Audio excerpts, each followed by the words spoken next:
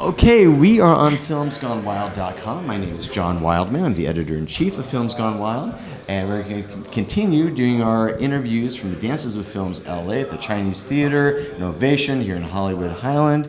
All right, introduce us to this film we're going to talk about. Yes, so my film is called One But Many, and it's a feature documentary about human-wildlife conflict in Africa. And tell us who you are. I'm Janna Giacoppo. I'm the filmmaker and the producer. Okay. This is one, and when I see documentaries like this, I instantly go, okay, the challenge is going to be giving us the facts and also inspiring us on the call to action. And I think this does this very well. And how I want you to start talking about it is literally your entry into that world. And so how did you find yourself in the middle of it? And then, because based on what you saw, based on what was going on, then what inspired you to say, I've got to do something? Yeah, so I am a photographer as well, and I was on a photo work assignment in Kenya and Rwanda, and we just had a random day that we went to a baby elephant orphanage. And I'm a sort of natural researcher, so I ask a lot of questions. And I kept asking, what happened to this baby? How did this one get orphaned? How did that one get orphaned? And each time I asked, the answer was human-wildlife conflict. And as a conservationist and an animal lover, I knew what that term meant, but I had no idea the scale of how big of a problem it was, especially in Africa with African wildlife. So that was the beginning of it, and the rest of the trip became my first almost like research project where I just learned so much more about it. I mean, and the reality is you could make a mini series, because there's so much to talk about and there's so much to go into. You could be a much better looking version of David Attenborough, in delving into this, and he's amazing. And so narrowing it down just to what you did, and even though it's narrowed down, it's still a huge scope of what you encounter. Talk about the struggle for that to just go, okay, we have a little less than an hour and a half, to get this in. Otherwise, people will tune us out, kind of thing. Yeah, well, I think we need a drink for this one. This is so it's interesting you say that, because it actually started as a doc series. Because of what you just said, the scope is so massive, and to really shine light on the kind of nuts and bolts, you kind of want 8 episodes. So the first trip was pre-pandemic, and I cobbled together, again, I'm always very open, this is a very grassroots indie project that was just like interview, $2,000 after $500, to get to the next thing that you needed. And so I wanted to shoot something for a pilot, and we shot 30 hours, we had a lot of footage. Got back, started trying to figure out where I was going with it, and the pandemic happened. And during that process, I knew we weren't going to get a travel show off the ground, and I had enough footage to do a feature. So it became the necessity of the mother of invention thing, but so I know that's just one part of your question. We could go on and on with this interview. Yeah. All right, but here's the next question.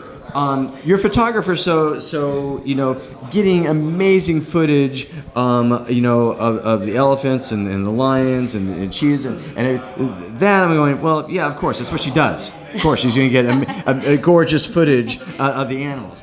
But to make something like this really sing is getting your singers, which are the people that are going to talk about this, and getting them to agree to be on camera and getting them to agree to actually talk and say out loud the things that you need to hear. Talk about how you approached that and what challenges you faced. I mean, everything about documentary is impossibly hard, right? I always say it's like filmmaking in reverse, because you shoot the movie and now you're writing the script, and then you're shooting another movie and writing a new script. So it was, but the getting people to talk to me, especially at the beginning, was the hardest part. Because I would send emails. I hadn't done a Nat Geo doc. I wasn't a name. I didn't have money to offer for media fees. So like classic documentary challenges. And I just would, give them my pitch. Nobody would get back to me. And so it was kind of just being relentless until I had a family friend connection that had a connection to Lewa Wildlife Conservancy, which is who we look at as the solutions model. And I talked to this woman who was like, this story is the Lewa story. Like, you have to film at Lewa. And I'm like, well, no one will talk to me. So then that was the first door. She got them to let me come film.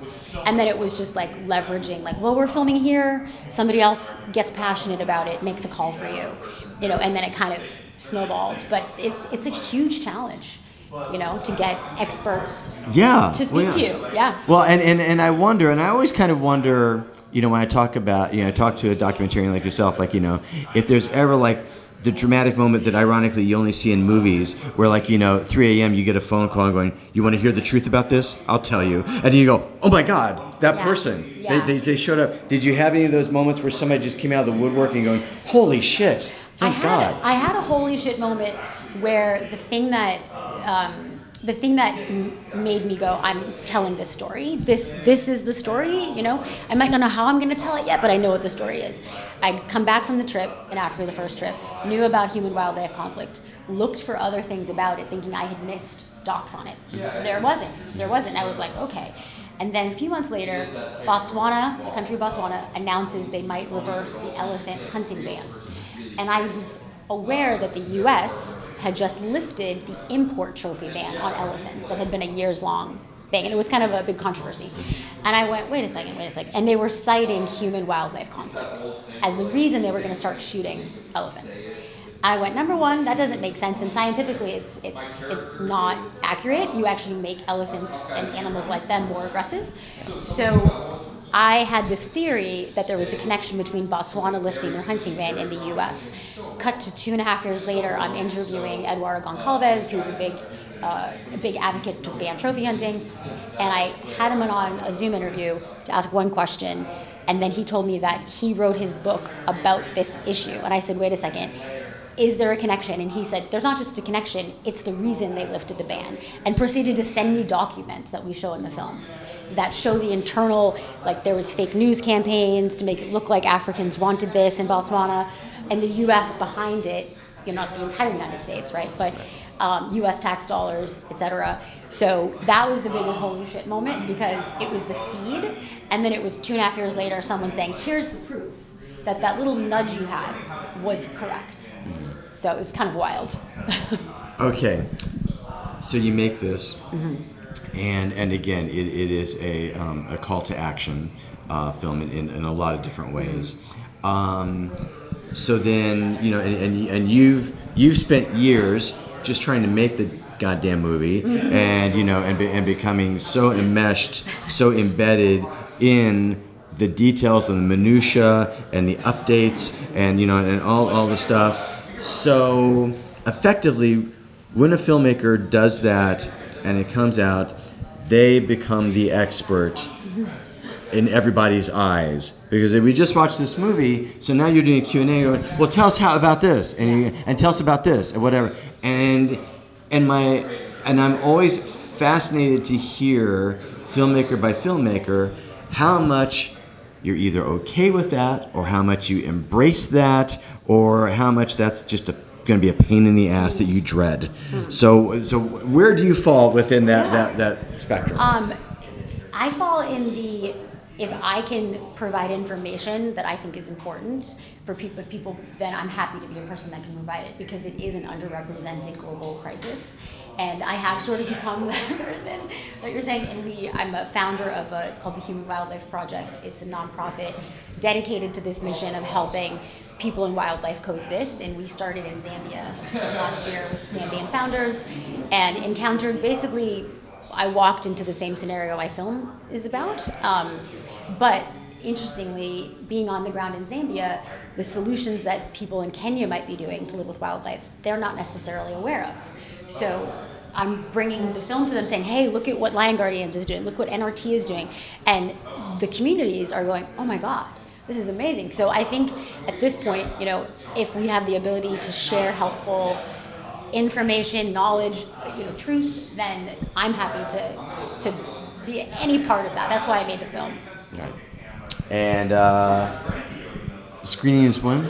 Today. Yeah, I'm getting ready to go. I know it's today. 2:30. All right. 2:30. Okay. It's Sunday. All right. And remind me, is this world premiere? Yeah. This is world Yeah, premiere. it So this will be your first chance to see it with an audience. Yes. I have to assume that this film is teed up to have a really solid tour. One, because there's a nice subset of environmentally focused film festivals. Yeah. And even the mainstream fest beyond that. I have to think that that they'd be delighted to have you here. So I have to think you're going to be having to go over your talking points a lot, Janna. I hope so. I hope so. You know what we are doing?